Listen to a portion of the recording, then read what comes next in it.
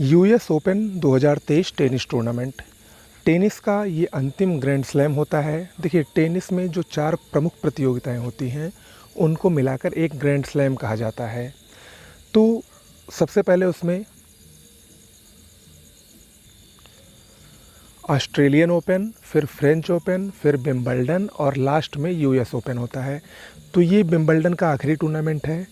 इसके अभी हाल ही में परिणाम जारी हुए, यानी ये अभी टूर्नामेंट हाल ही में संपन्न हुआ। पुरुष एकल का खिताब सर्बिया के नोवाक जोकोविच ने जीता। नोवाक जोकोविच ने फाइनल में डेनियल मेदवेदेव को हराया और 24वां ग्रैंड स्लैम खिताब अपना जीता। और उन्होंने पिछले जो ग्रैंड स्लैम को जीता था उसके साथ ही उन्होंने एक रिकॉर्ड बनाया था कि किसी भी व्यक्ति द्वारा सबसे ज़्यादा ग्रैंड स्लैम जीतने का रिकॉर्ड नोवाक जोकोविच के पास ही है। इसके अलावा उन्होंने अपना चौथा यूएस ओपन का खिताब जीता। वहीं महिला एकल की बात करें तो महिला एकल में अमेरिका की कोको गॉफ ने आर्यना सबालेंका को हराकर यूएस ओपन का खिताब महिला एकल का जीत लिया है। और ये इनका पहला खिताब है। 19 वर्षीय ये अमेरिका की एक नई टेनिस जगत की प्रसिद्ध खिलाड़ी उभर रही हैं, कोको गॉफ। ठीक है, नाम याद रखिएगा। अमेरिका की है, 19 वर्षीय, ये इनका पहला खिताब है। स्वच्छ वायु सर्वेक्षण 2023, 131 शहरों को इसमें शामिल किया गया और इन शहरों को कुल 3 श्रेणियों में बांटा गया है। पहली श्रेणी जिसमें 10 लाख से अधिक जनसंख्या वाले शहर शामिल हैं, उसमें सर्वश्रेष्ठ प्रदर्शन यानी सबसे ज़्यादा हवा या वायु कहाँ की साफ़ है, उसमें इंदौर प्रथम स्थान पर रहा, दूसरे स्थान पर आगरा रहा और तीसरे स्थान पर महाराष्ट्र का ठाणे शहर रहा। ठीक है। वहीं अगर हम 10 लाख जनसंख्या से ऊपर में सबसे खराब की बात करें तो उसमें सबसे अंतिम स्थान पर मदुरै रहा। मदुरै तमिलनाडु में है। उसके बाद हावड़ा रहा और उसके बाद जमशेदपुर रहा। ठीक है। वहीं दूसरी कैटेगरी 3 लाख से 10 लाख जनसंख्या में पहला स्थान महाराष्ट्र के अमरावती को मिला है, दूसरा स्थान उत्तर प्रदेश के मुरादाबाद को मिला है और तीसरा स्थान आंध्र प्रदेश के गुंटूर ज़िले को मिला है। ओके। वहीं 3 लाख से कम आबादी वाले शहरों में प्रथम स्थान हिमाचल प्रदेश के परवाड़ू को मिला है, दूसरा स्थान हिमाचल प्रदेश के ही काला अम्ब को मिला है और तीसरा स्थान उड़ीसा के अंगुल शहर को मिला है। ठीक है।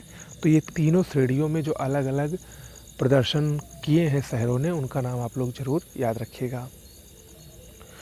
आगे बढ़ते हैं। त्रिशूल। त्रिशूल क्या है? भारतीय वायुसेना का एक वार्षिक अभ्यास है।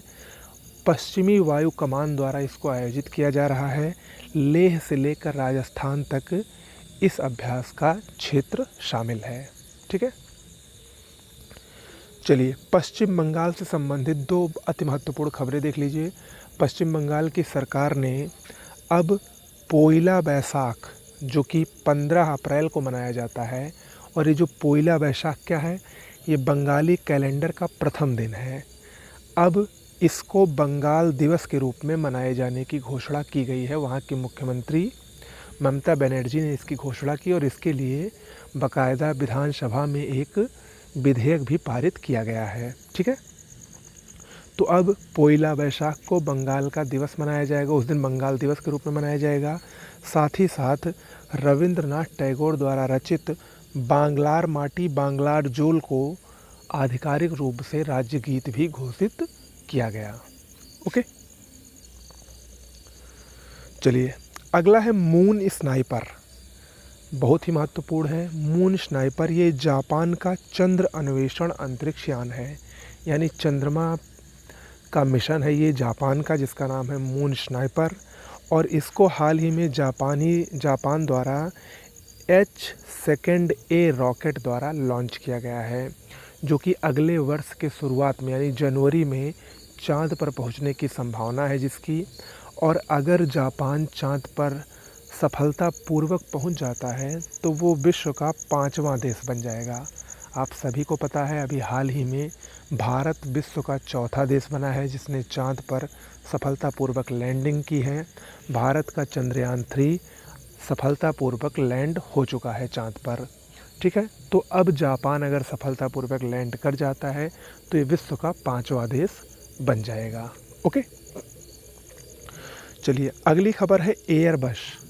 एयरबस का नाम आप सभी लोग सुनते होंगे। एयरबस क्या है? ये फ्रांस की वाणिज्यिक विमानों की निर्माता कंपनी है। ठीक है, चर्चा में क्यों है? क्योंकि इसने भारतीय रेलवे के गति शक्ति विश्वविद्यालय, जो कि बड़ोदरा गुजरात में स्थित है, इसके साथ भारतीय विमानन क्षेत्र को मजबूत करने के लिए एक समझौता किया है। यानी रेलवे के गति शक्ति विश्वविद्यालय ने भारतीय विमानन क्षेत्र को मजबूत करने के लिए फ्रांसीसी कंपनी एयरबस के साथ एक समझौता किया है। ठीक है, तो आज के लिए इतना ही। बहुत बहुत धन्यवाद।